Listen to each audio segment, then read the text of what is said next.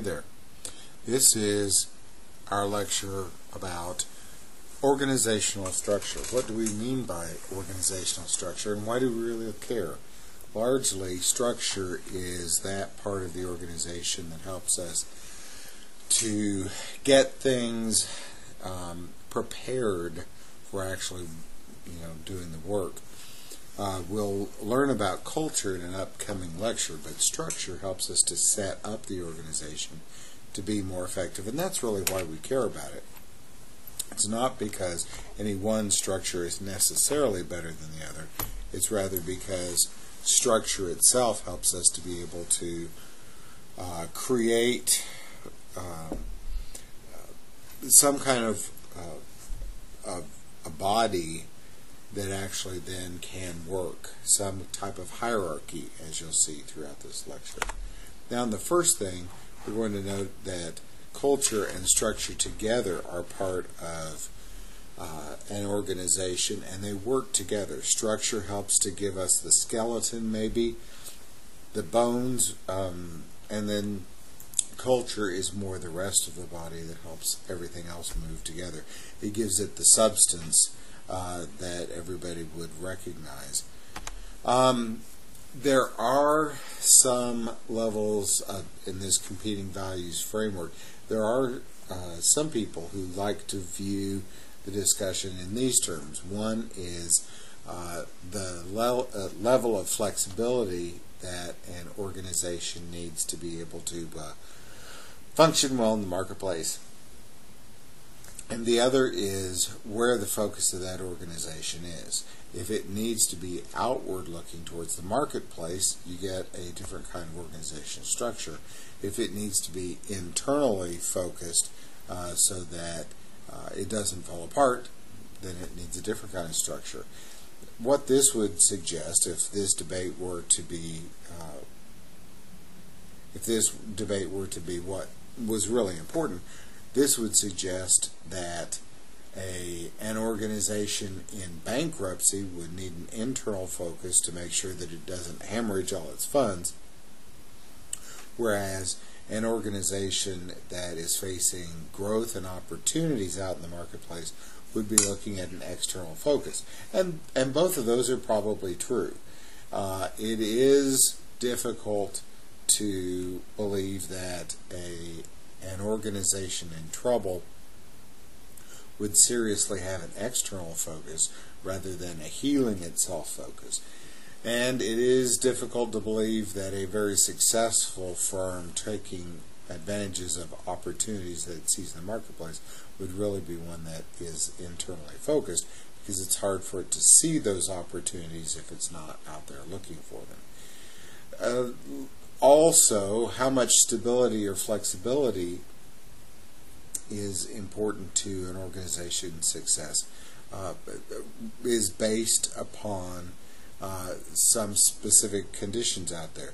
If an organization needs to be reliable and does not have much change or dynamics in the marketplace outside, stability and control are what you really need.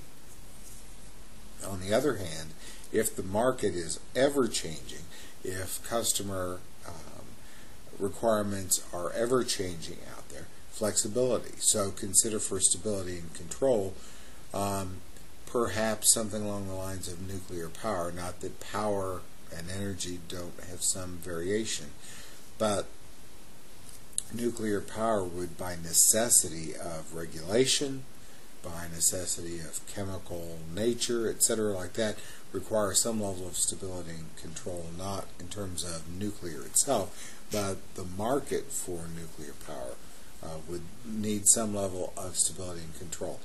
That's a market that needs to know what consumer demand is going to be in the future so that it can plan. Those power plants are way too expensive to have to put one up and then take one down, put one online, take one offline, and it's way too expensive for that. But flexibility and discretion are characteristics of other marketplaces out there.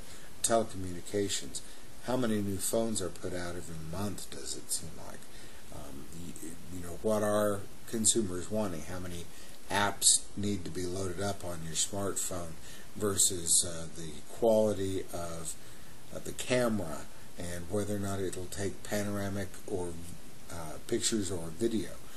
So a technology-oriented firm like that would much more likely need flexibility, whereas the nuclear firm would more likely need stability out there as a result of how each of those markets operates. Now, an organizational chart looks like this. This is not the organizational chart, it's just an organizational chart. And this one is, as the note says, is an example for perhaps a hospital where you see a central board of directors, CEO and president there, and from them radiates the rest of the power. They delegate the rest of the authority out to different parts of the organization, with administration on one side and medical direction on the other side. And this is largely a grouping that you might see as a result of the medical operations being one major part of the organization, but the marshaling of all the resources being the administrative part of it. It seems difficult to understand that you couldn't have, well, it's not difficult to understand you couldn't have a hospital just run with doctors and nurses. There have to be people to clean the floors. There have to be people to bring the shipments of medical supplies up. And a doctor is not likely to bring medical supplies up, nor would you want all the nurses engaged in mopping the floors instead of taking care of the patients. So, an organizational chart like this would show that there are a variety of duties,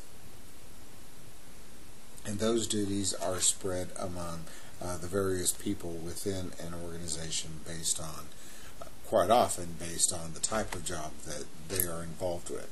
Now, Max Weber and Henri Fayol came up with, in separate discussions, came up with varieties of elements of organizations, and these are some common ones. These are not the only elements of organizations, but these are common ones. Common purpose, that an organization is one that generally everybody follows a similar path. They are focused on customer service in a food industry or in a hospital organization, or they have a common purpose to reclaim some property that's been taken by another military unit, things along those lines. With a coordinated effort, the idea that they are not working completely independently from each other. Instead, the people are working together, not only towards a common purpose, but using a common path. So, one person's actions will complement another person's actions, and therefore the entire organization moves versus it moving completely independent and all the little parts moving independent of itself. Think of an automobile. If you simply wanted the automobile to get from one end to the other, shoot it out of a cannon, okay? But none of the parts are working, and they may all come apart. They may get to the other end of the building, but not necessarily in a functioning fashion. Instead, you tend to have the motor running with the windshield washers going and the tires, rolling in a proper fashion, and all the other parts working together so that you get safely from one end of a building to another, or from one end of the state to another.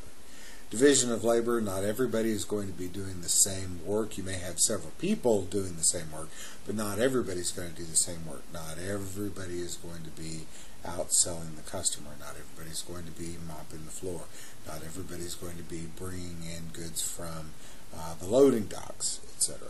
Hierarchy of authority, somebody's in charge, and somebody is in charge of that person, and somebody is in charge of that person. So you have a hierarchy with potentially several levels. There may be just 2 levels. There may be just 1 level. If I have my own business, nobody else works for me, then that's a very, very simple organization. But if you have multiple people running an organization, you're going to find somebody is in charge generally. And then span of control, how many people is that person in charge of? So each manager may be in charge of 2 people or 20 people. The larger the span of control, the more difficult it is for any one person to know what the people underneath him or her are doing. But if it's all very simple tasks, you don't need to have very many people over each grouping. So I could supervise 200 people if those 200 people were just picking up toothpicks off the ground. But if what we're trying to do is to reassemble, say, an electromagnetic, some type of electromagnetic field, or a very highly technical piece of equipment, then that might require us to have a lot fewer people, but much more talented people, and therefore we have a smaller span of control. Now, a very simple structure is going to have like 1 owner and administrative assistant, 1 person who supervises 1 or 5 people. And you've seen a very simple structure before where there's 1 boss with very few people underneath him or her. There's typically not a lot of rules, and you find everybody is cross-trained to do everything out there. Take a look at small organizations where you'll have an owner, like a food organization. You have 1 owner, and everybody can run the cash register. Everybody can make all the food pieces, etc. Now, a little more complicated is when, in a restaurant, that you might have 1 big boss, and then you'd have somebody who'd be in charge of the wait staff and somebody else in charge of the cook staff. Okay, it's still relatively simple, but it's a little more complex than the one that you see on the screen here. More basic types of organizational structures are one like this, where you'll have 1 person in charge of several other people out there, and then those several other people are going to be in charge of more people underneath them. So the president here might be in charge of 4 vice presidents, and under those 4 vice presidents there might be 3 or 6 department chairs each, and then under those department chairs you may have, say, 10 people under there. So you might be looking at an organization of 100 people with 1 president, but it's broken down by layers and done in a functional structure. Here with marketing, finance, production, or medical services, administrative services, etc. The divisional structure does not look at the functions, although it will after you've made the major divisional structure. It doesn't initially look at the functions that are done, such as marketing, manufacturing, finance. Rather, it looks at how you divide the organization up, generally by maybe customer or product. Consider General Motors. That's broken up into the GMC and Chevrolet and Buick. Used to have Oldsmobile in there and Pontiac.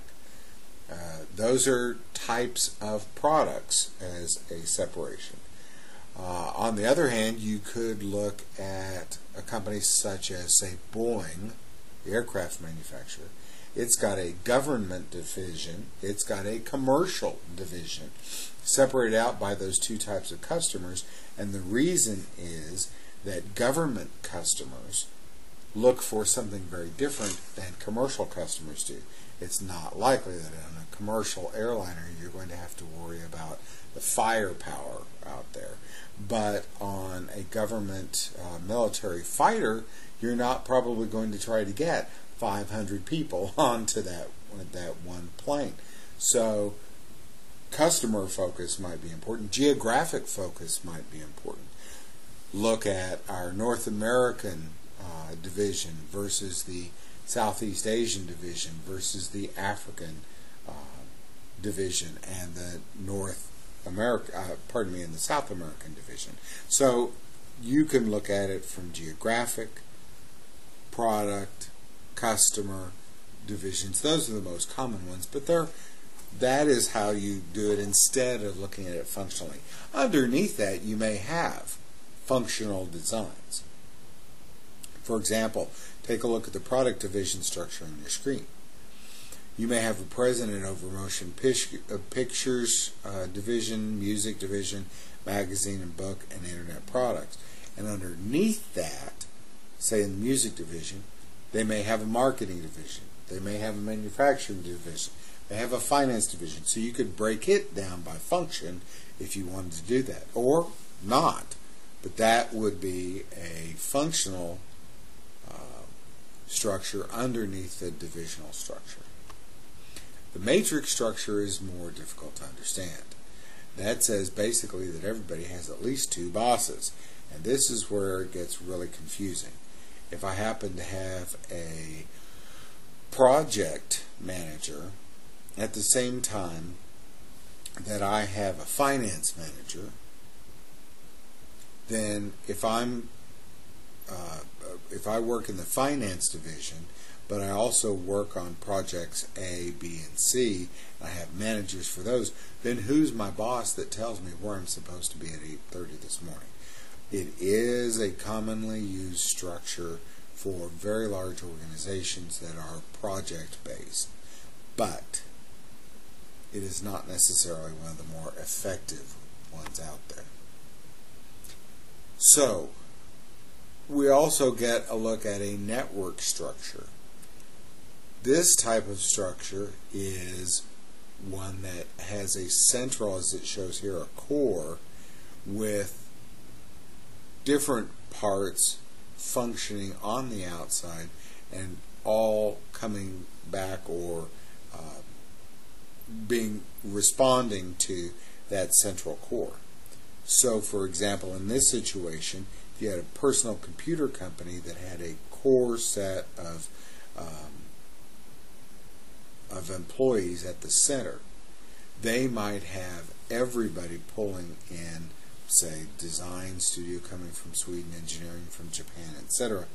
Everybody might report back into the center as opposed to having the USA structure here just being at the top and everybody looking at a linear formation. I think more of outsourcing different parts of the company to different parts of the world and pulling things back that way. Design studio may have some level of interaction with each of those other areas, but the main level of interaction is going to be with the central core. Now, in a government organization, what you find is typically something that looks a lot like this. Goodness, see how bureaucracy works. This is a typical bureaucracy that gets subdivided and subdivided and subdivided. All of these parts are at some point important. As the government organization gets larger, more and more subdivision comes about. The problem that you're likely to see here is that as things get subdivided, you have a real problem with